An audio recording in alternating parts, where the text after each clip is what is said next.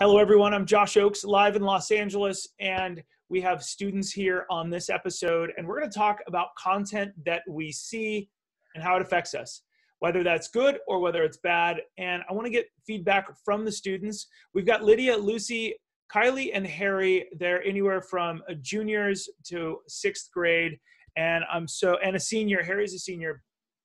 But I want to talk about, Harry, when you see something, you were just mentioning, when you see something online, and we have Mr. Kaufman, who's their teacher.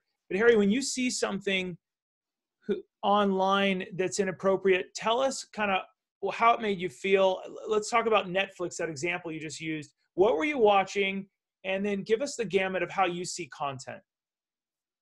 So sometimes I feel like these Netflix comedy shows that I watch, or that pop up on my little recommended for you, sometimes I feel like they rely a lot on this shock humor, this 10 out of 10, the content that I don't want to see. It's in many people's eyes would be viewed as distasteful. In a way, it makes me uncomfortable how that kind of joke, that kind of humor is being normalized on big stages. And then that trickles down to like my media, my apps, and how kids my age are now, they think that's normal. They think that's going to be funny. They think that's going to be the jokes that makes everybody laugh. Lydia, you're in 6th grade. What do you think? Do you think we should monitor what we're looking at? Do you think it affects how we act? Yes, I think we should monitor it because, how we could see something, be like, "Ooh, I want to act that way," but it's always not the best way to act. And my parents aren't super strict, but they are keeping back the apps that I personally shouldn't have because of my age, and because there could be bad things on it. Yeah. Hey, Kylie. Give us an example. You might have seen stuff on Snapchat, Instagram. There's a lot of content, especially on Snapchat, when you swipe and you can see all the media. I don't know. What are your guidelines, Kylie? What do you do? Do you have any guidelines? That leads down a bad path, or this laughter is good. I need a little bit of this every day. So when I'm using social media, I just mostly look at the people that I know that I can trust that they won't post stuff that could be inappropriate or not acceptable. Why so? If I'm going to play devil's advocate, why not? Why not just watch inappropriate stuff all the time, Kylie? Well, you never know what they can say, and it can hurt you more than you think. So, and you might just start acting different around people that you can trust. Lucy?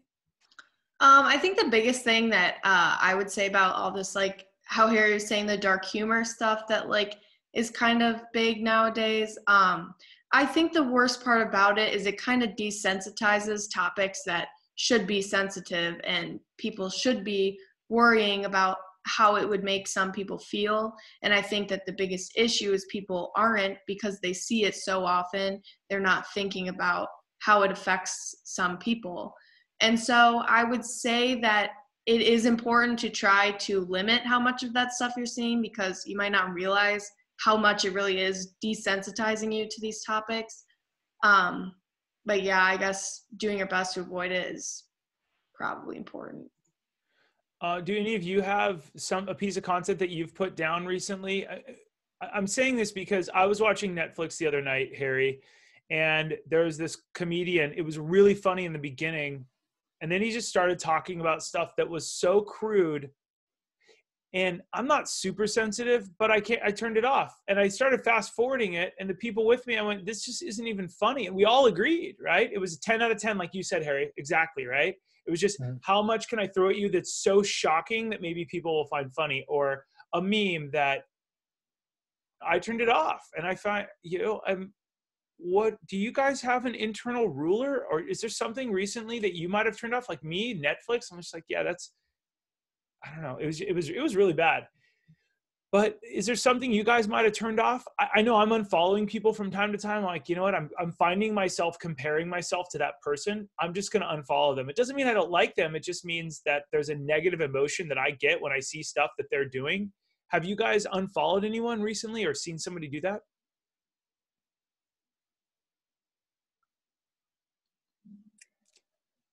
Yeah, Mr. Cobb. I would go say ahead. that I would say that I've probably been doing that a lot as of recent. Just unfollowing a bunch of meme accounts. Sometimes, yeah, it's been a situation where I'm starting to realize that the content that some of my friends are putting out, it's not like the most positive expression of themselves. And you never know when stuff like that, even not the stuff that you put down, but the stuff that you're viewing, the stuff that you look at, the people you connect with, when is that going to come back and bite you in the butt? Like, especially in this day and age when people who are going to potentially employers, they want to look through your apps. They want to look through who you follow, who follows you, and how you're connected to which way. And that might be the deciding factor as to, do you get the job over someone or not? Do you guys think that an employer someday will find your Instagram? I think it's possible. Even if you're not private on Instagram, I think, or even if you are private on Instagram, I think it's very easy to find your content. If you just like Google search your name, all of your accounts for anything will come up. So I think that people always should be mindful of what is on their accounts. When's the last time you guys might have searched for yourself on it? Have any of you Googled yourself and found something where you're like, huh, is that out there? Lydia, have you searched for yourself online ever? Like when we did this one project where you had to see if you had any like dark footsteps or whatever. And so like I didn't really find anything like that, but like my parents always tell me whatever you post, no matter if you delete it or not, will always be out there. It's a great tip. Kylie, how do you feel about that? Yeah, I agree. Like what you post, it doesn't just disappear, it stays, and you have to keep like open mind about that, because I think that people will find that and could affect like your future and like what jobs you can get, stuff like that. That's awesome. I couldn't agree more. Mr. Kaufman, how do you feel about all this? There is a lot of content that I think people, with desensitizing people, I think that has affected a lot of society. Seeing what Harry was talking about and Lucy was talking about, I see as a teacher, I see language, the dress, basically like a dress code type thing, that what people are wearing because of what they're seeing on television. I see a lot of effects with society, also with communication, because of social media and Netflix. Everybody's binge watching The Office or whatever show. They're spending a lot of time in front of the screens instead of talking to each other. And that's so I just think it's something that you have to monitor and watch. And if you need to change courses, you need to change courses. Any of you have any last words before we end? Anybody have any suggestions on maybe some good content? Hey, give me a thumbs up if any of you podcast. Any of you listen to podcasts at all? Okay. I listen to a Survivor podcast because like it's something that my family's always been into. So I listen to about two people who analyze each episode, and that's all I use podcasts. Do you feel what do you do while you podcast, Harry? When I just listen to people. I mean, when you're listening, when you're listening, do you do laundry? What do you do while you're listening? Usually, yeah. When it's something that as easy as like I can put it up and just listen to it. And there's some things that you want to just be a part of, like I would say the podcast. And there's some things that you want to watch where you want to sit down and you want to eat and you want to focus on that. And I would say podcast is one of those things where, yeah, I can pretty much do the dishes or get my chores done or, yeah. Yeah. I can do other things when I listen to podcasts. Yeah. That's awesome.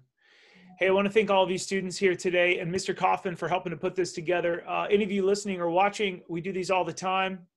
You can visit smartsocial.com or reach out to us, Josh at smartsocial.com, to set up one of these with your school so we can better learn from students how they want to shine online, how they want to be talked to, worked with, and we can do something together. Please rate, subscribe, and review. I'm Josh Oakes in Los Angeles. Thanks so much. As always, keep it light, bright, and polite.